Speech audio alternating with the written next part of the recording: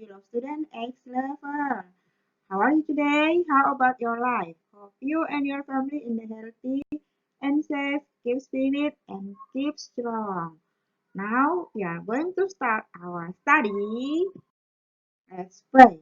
Our Heavenly Father, thank you for your blessing, thank you for your kindness, thank you for your love. Now we want to start our lesson. Please bless and guide us so that we can understand our lesson today. In the name of Jesus Christ, we pray to you. Amen. Oke, anak-anak masih mengingat pelajaran kita? Ya, hari ini kita akan masuk ke tema 4 atau tema D dengan tema sehat itu penting. Subtema kedua, gangguan kesehatan pada organ peredaran darah manusia.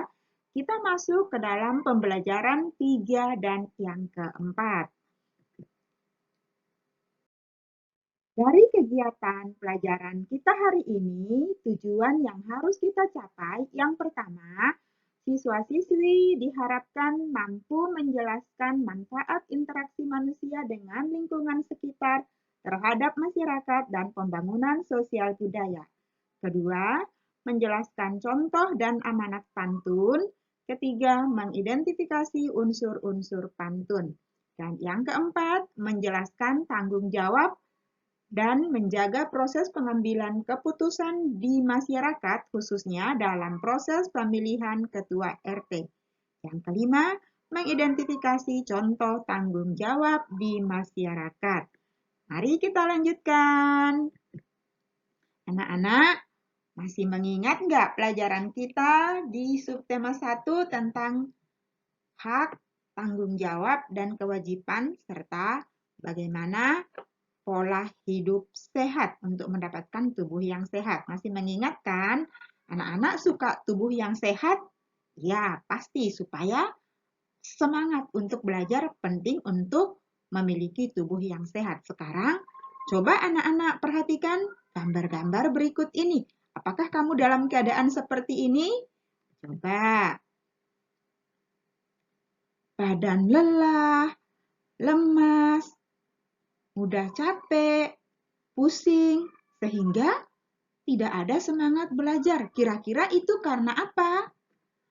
Biasanya itu karena ada masalah kalau nggak bersemangat, apalagi anak-anak yang masih dalam masa pertumbuhan, yang masih memiliki tenaga dan energi yang banyak. Kalau nggak semangat, pusing, mudah lelah, lemas, letoy, loyo, itu pasti ada masalah. Masalahnya ada gangguan di dalam sistem atau organ peredaran darah di dalam tubuhnya. Itu biasanya karena apa? Kalau mudah capek, lemah, letih, lesu, pusing, dan tidak ada semangat, biasanya karena kurang asupan gizi dan makanan yang seimbang dan juga mungkin juga disebabkan kurang berolahraga. Nah, cara mengatasinya itu bagaimana anak-anak supaya kita tetap semangat dan memiliki tubuh yang bugar? Ya, salah satunya dengan mengkonsumsi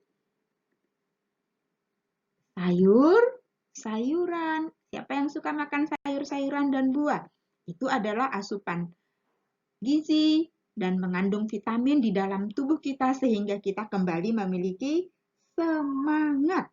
Nah, konsumsi buah, membeli buah, sayuran di pasar itu juga termasuk interaksi di lingkungan. Kamu kalau lemas, interaksinya dengan masyarakat dan lingkungan sekitarnya jadi apa?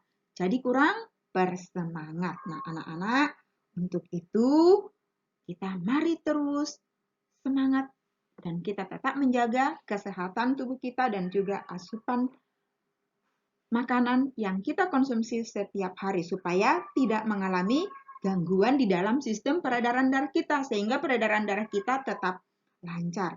Nah, untuk itu anak-anak, apa saja sih manfaat berinteraksi dengan lingkungan sekitar kita? Ayo kita membaca teks berikut ini. Anak-anak suka membaca di rumah? Iya, pasti. Kalau suka membaca, ilmunya akan bertambah. Apalagi sekarang membaca itu gampang. Tidak hanya di buku saja. Kalau bosan baca di buku, kita bisa membaca melalui internet atau e-book. Sekarang mari kita baca teks berikut ini. Dari sini nanti kita mengetahui manfaat pentingnya mengkonsumsi makanan sehat sehingga kita bisa berinteraksi dengan orang-orang di lingkungan sekitar kita. Mari kita membacanya. Pak Ahmad dan jus sehat. Ada yang suka minum jus? Iya, minum jus itu menyegarkan dan membuat tubuh sehat. Pak Ahmad adalah seorang pengusaha jus sehat. Jus yang dijual Pak Ahmad berbeda dengan jus lain. Pak Ahmad mengkreasikan jus buah dengan sayuran. Idenya berawal dari kurangnya minat masyarakat untuk mengonsumsi sayuran. Padahal sayuran memiliki manfaat yang sangat besar bagi kesehatan. Sayuran menjadi lebih praktis dinikmati dengan dibuat jus. Selain dicampur dengan buah-buahan, Pak Ahmad juga mencampurkan bahan-bahan lain seperti keju, kurma, yogurt, dan susu. Dengan begitu, jus akan terasa lebih lezat. Pak Ahmad sangat memperhatikan kualitas jus yang dibuatnya. Untuk menghasilkan jus yang berkualitas baik, Pak Ahmad harus memperhatikan kualitas bahan-bahan yang digunakan, yaitu sayur dan buah. Ia hanya menggunakan sayuran dan buah organik. Proses penanaman sayur dan buah organik hanya menggunakan pupuk dan pestisida alami sehingga lebih sehat. Selain itu, pertanian secara organik juga tidak mencemari lingkungan. Buah-buahan dan sayur-sayuran yang digunakan berasal dari petani-petani lokal. Pak Ahmad tidak pernah menggunakan buah dan sayuran yang diimpor. Pak Ahmad ingin memberdayakan petani-petani dalam negeri. Selain bekerja sama dengan petani sayuran, Pak Ahmad juga menjadi mitra usaha para pengusaha yogurt dan susu. Untuk memperluas jangkauan penjualan jusnya, Pak Ahmad juga bekerja sama dengan distributor yang berasal dari luar daerah. Hubungan kerjasama yang terjalin di antara mereka membuat usaha Pak Ahmad dapat berkembang dengan pesat. Kini, Pak Ahmad sudah memiliki lebih dari 10 kios yang menjual jus sehat. Usaha Pak Ahmad menjadi lapangan pekerjaan untuk banyak karyawan di lingkungan sekitarnya. Oke anak-anak, dari bacaan Pak Ahmad dan jus sehat ini, apakah anak-anak melihat adanya interaksi di dalam teks bacaan ini? Iya, Pak Ahmad berinteraksi dengan orang-orang di sekitarnya. Dia berinteraksi dengan para petani, terus dengan siapa lagi? Dengan para distributor, lalu dengan orang-orang atau karyawan yang mencari pekerjaan di tempat usaha Pak Ahmad. Oke. Nah, anak-anak menjalin interaksi dengan orang-orang di lingkungan sekitar itu memiliki manfaat seperti yang dirasakan oleh Pak Ahmad. Nah, anak-anak, di buku anak-anak di halaman 49 ada 5 pertanyaan di situ. Nanti anak-anak jawab ya. Apa manfaatnya, dengan siapa Pak Ahmad berinteraksi, dan dikerjakan dengan baik, ditulis menggunakan pena hitam. Nanti dikirimkan jawabannya kepada teachernya masing-masing. Nah, berinteraksi dengan orang lain itu harus memiliki tubuh yang sehat. Bagaimana bisa berinteraksi dengan orang lain? Ya, miliki tubuh yang sehat. Bagaimana memiliki tubuh yang sehat? Konsumsilah makanan yang sehat dan bergizi seimbang. Salah satunya apa? Minum jus buah yang segar dan sayur-sayuran serta makanan protein dan karbohidrat yang seimbang. Oke anak-anak, dengan tubuh yang sehat dan dengan minum jus yang sehat dan segar, kita memiliki tubuh yang sehat sehingga kita dapat melakukan aktivitas kita.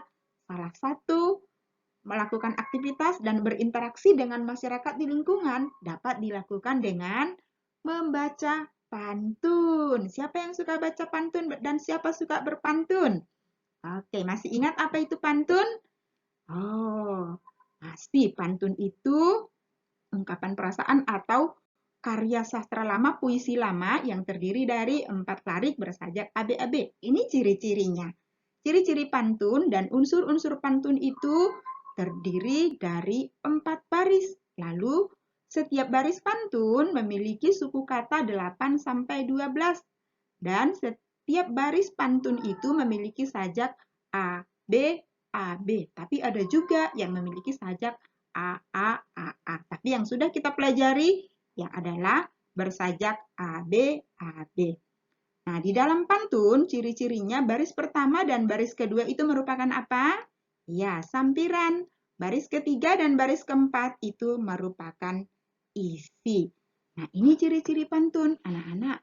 Selain ciri-ciri pantun yang berikut ini juga pantun memiliki unsur-unsur dan ciri-ciri, yaitu pantun itu memiliki amanat atau nasihat di dalamnya. Nah, coba perhatikan pantun berikut ini. Ayo kita baca bersama-sama. Minum es menghilangkan dahaga, setelah itu lanjut berenang. Senantiasalah berolahraga, jantung sehat, hidup senang. Oke, nah pantun ini pesannya adalah untuk senantiasa melakukan olahraga agar tubuh kita sehat, khususnya jantung kita sehat, dan kita hidup bahagia, tidak sakit-sakitan. Oke, anak-anak suka olahraga dan juga suka mengkonsumsi makanan yang sehat. Oke, nah anak sekarang coba perhatikan berikut. Anak-anak cari amanat dan pesannya. Nah, di sini ada dua pantun. Kita baca yang pertama, anak-anak coba pikirkan, diskusikan kira-kira apa maknanya. Nina senang bermain congklak, main congklak bersama Mary. Rezeki tidak saya tolak, musuh tidak saya cari. Oke, ada yang sudah mendapatkan maknanya? Apa makna pantun berikut ini? Ya, ada yang tahu? Ya, maknanya adalah atau amanatnya atau pesannya supaya kita tidak menolak rezeki dan juga tidak mencari musuh, bukan menolak musuh ya, tidak mencari musuh. Karena satu musuh itu terlalu banyak, 1000 kawan itu terlalu sedikit. Oke, sekarang pantun yang kedua, coba dibaca. Nanti pikirkan kira-kira apa pesannya. Jalan-jalan ke Pelabuhan Ratu, nikmati suasana ketika senja. Dalam hidup saling membantu, ringan beban dipikul bersama. Ada yang sudah tahu apa makna pantunnya? Ya, makna pantunnya adalah atau amanat atau pesan daripada pantun itu supaya kita hidup saling membantu.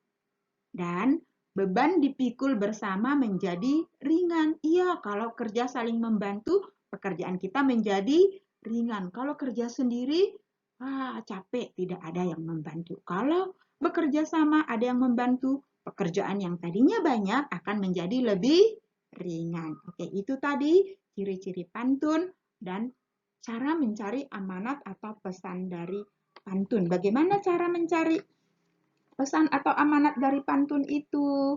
Nah, caranya pastikan anak-anak mengetahui yang mana sampiran dan yang mana isinya. Lalu kemudian setelah itu barulah kita mendapatkan pesannya. Nah, pesan pantun itu sebenarnya gampang. Pesan pantun itu ada di mana? Ada di dalam isinya. Dan perhatikan sampirannya. Oke, itu tadi tentang mencari pesan atau amanat dari pantun. Gampang bukan? Nah, gampang sekali. Yang penting kita harus membacanya dengan baik sehingga kita dapat menemukan amanat atau pesan dari pantun itu. Pantun itu banyak mengandung nasihat. Karena pantun juga ada pantun nasihat. Tapi dalam setiap pantun, baik itu pantun teka-teki, baik itu pantun anak-anak, baik itu pantun agama, semua pantun itu pasti ada pesan dan amanatnya. Sekarang, mari kita lanjutkan. Nah, di dalam berinteraksi dengan orang-orang di lingkungan sekitar, baik dengan keluarga atau dengan individu lain, kita memiliki tanggung jawab. Apa itu tanggung jawab? Masih ingat? Di pelajaran sebelumnya kita sudah belajar hak, kewajiban, dan tanggung jawab. Oke, kita ulang kembali. Apa itu tanggung jawab? Masih ada yang ingat? Ya, tanggung jawab itu kita sadar akan tingkah laku atau perbuatan yang kita sengaja maupun yang kita tidak sengaja untuk kita melakukan kewajiban kita. Jadi tanggung jawab itu adalah wujud bentuk dari kesadaran kita melaksanakan kewajiban. Nah, apa saja yang ada dalam tanggung jawab? Itu tadi, kesadaran, kewajiban, atau komitmen, atau tekad.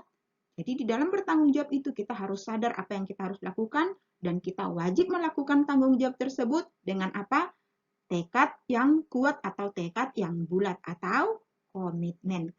Apa misalnya contoh tanggung jawab? Nah, kita sudah pelajari tanggung jawab di sekolah, di rumah. Nah, tanggung jawab di masyarakat. Apa saja tanggung jawab di masyarakat?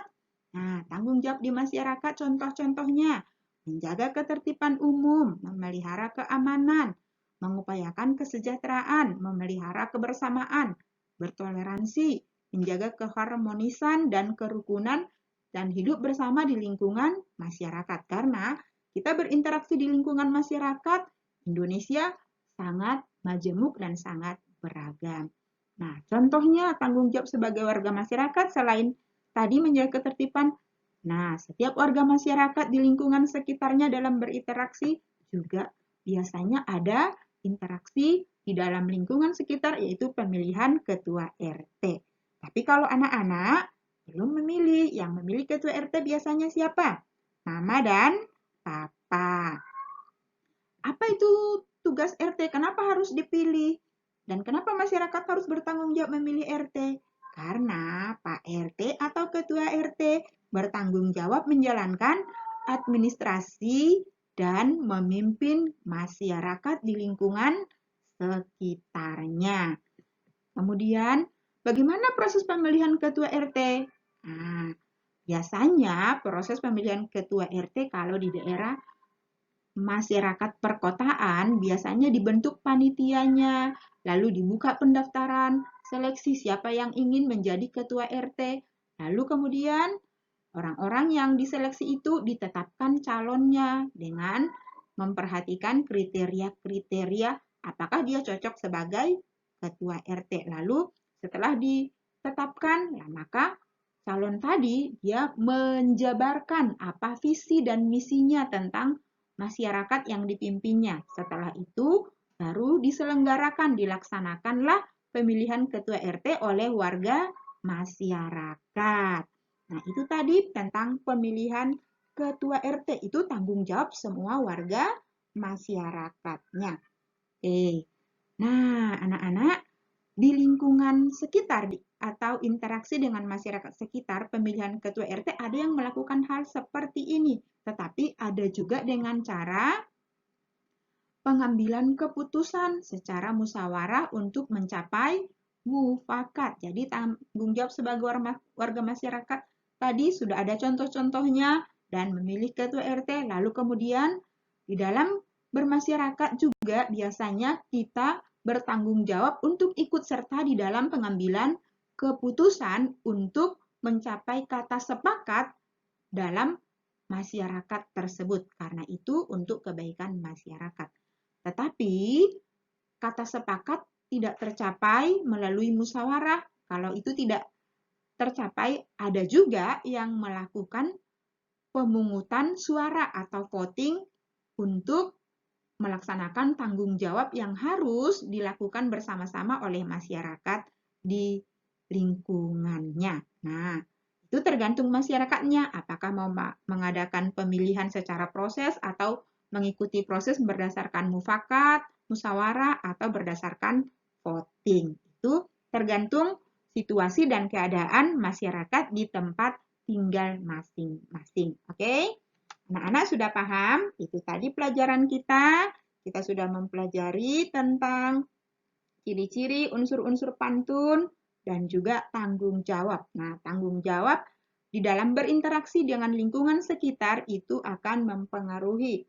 Ada dampaknya di dalam pembangunan sosial budaya di masyarakat. Misalnya tadi, kalau pemulihan RT-nya berjalan dengan baik, lalu situasi keadaan masyarakatnya menjadi aman, damai, sejahtera, maka dapat melaksanakan pembangunan sosial budaya. Masih ingat apa saja pembangunan sosial budaya? Nah, misalnya di lingkungan masyarakat ada pembangunan jalan, ada pembangunan fasilitas umum, ada pembangunan misalnya untuk mall, ada pembangunan jalan, pembangunan gorong-gorong. Itu untuk kesejahteraan masyarakatnya. Oke, anak-anak, itu pelajaran kita hari ini. Anak-anak juga sudah mengetahui tentang proses pemilihan ketua RT sebagai tanggung jawab kita sebagai masyarakat di lingkungan.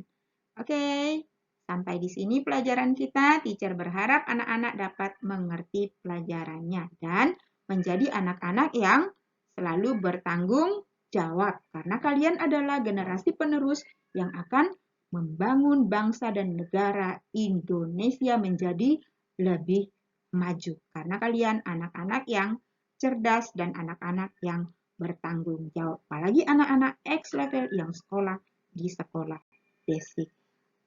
Sampai di sini pelajaran kita. Maka, apa ya tugas kita hari ini setelah belajar? Setelah belajar tugas hari ini, mengerjakan halaman 49, nomor 1 sampai nomor 5, lalu halaman 52, nomor 1, 2, dan 3, dan halaman 55 tentang proses pemilihan ketua RT di lingkunganmu. Nanti ini kalian boleh bertanya kepada mama atau papa. Nah, banyak sekali teacher. Ini tidak banyak. Kalau dikerjakan saja pelan-pelan, pasti akan selesai. Nah, kalau nanti papa mama masih kerja, anak-anak boleh mengerjakannya dengan tunggu mama papa pulang dari kerja atau dari kantor. Silakan dikirimkan, yang bisa dikirimkan pagi atau siang, kirimkan. Yang belum bisa karena papa mama belum pulang, silakan dikirimkan waktu malam. Anak-anak boleh mengirimkan tugas sampai malam sampai jam 9 ya. Jangan sampai ditumpuk sampai banyak. Nanti kalau sudah sampai banyak kita akan bosan mengerjakannya dan jadi marah-marah. Jadi karena terlalu menumpuk. Jadi jangan ditumpuk, dikerjakan saja dan dikirimkan. Oke, sampai di sini pelajaran kita. Tetap semangat belajar. Mari kita akhiri pelajaran kita dengan berdoa. Our Heavenly Father, thank you for your kindness, thank you for your blessing. Now we have done to study. Please bless and guide us to keep what we learn. In the name of Jesus Christ, we pray to you. Amen. Okay. Thank you for attention. See you next time. Cheerio.